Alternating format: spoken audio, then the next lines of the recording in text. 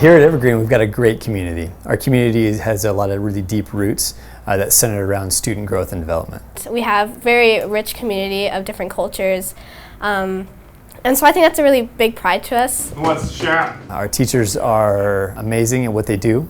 They love to collaborate, and that collaboration really does center around students. I feel like it's a really good school. We have good facilities. We can definitely make it better. Something that's unique with our building is that it's because of the age. With age comes some issues, and our district works really hard to ensure that we have heat. Sometimes it's a little inconsistent, but it's nothing that they have or haven't been able to do for us. It's just what we have to work with. In the wintertime, it gets really cold, and when our heaters kick on to be able to give us heat, it's hard for our students to hear because the heaters are so loud. You can feel in the room how cold it is. In the winter it's really cold, and in the summer it's really hot, and so I'm consistently apologizing to students that I can't make my room more comfortable for them. It depends really what class you're in, because some classes have better heating than other ones. The school was originally built for approximately 700 kids. We're currently now at about 806. We have 13 portables. So those are classroom spaces that are used regularly. We have multiple doors, and so for kids to get from one set of portables just into the building, they might have to go through 6 sets of doors. Not only do they walk in then through a hallway, but then back out through a courtyard, from the courtyard back into the main building, and then back out to another courtyard into another piece of our building.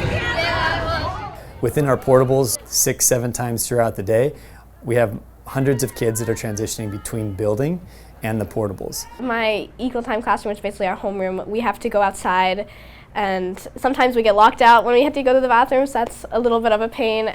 The locker thing's a little chaotic sometimes. I mean, they implemented no backpacks for safety in class, but everybody getting their stuff out of their lockers kind of creates a traffic jam in the hallways. There's just so many students, and that even if you have a few teachers in the hallway, they feel crowded, and they feel like there's a stampede going on. There's a lot of bottlenecks. A tight space to get in, a tight space to get out.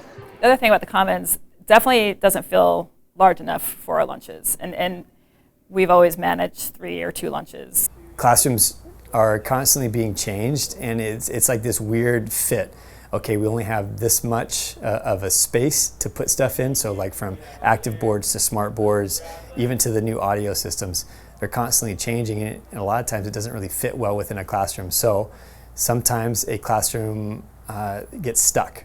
Because the board is in one space, some kids don't have access to be able to see it unless we squish kids together or remove the entire classroom around. We don't have a lot of access to charging stations for my kids, and so I have various types of extension cords and things, and so there isn't a lot of access for it. And the kids, by 6th period, they have to charge their computers. They're just not lasting. I also think there's not a whole lot of places where teachers can collaborate together and with their classes at the same time. Because our science classrooms are kind of spread out all around the building, there isn't really a science wing. So collaborating between science classes is really difficult. And then on the flip side, my room is separated from my neighbor's room by glass walls, and so sound comes through. The traffic in the morning in particular is a struggle.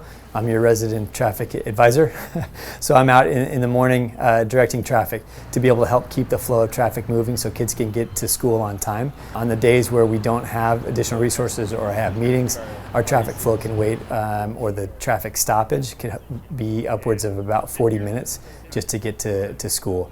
We just don't have the infrastructure right now and the space to be able to have the amount of families that we do driving to be able to get them in and out in an efficient way.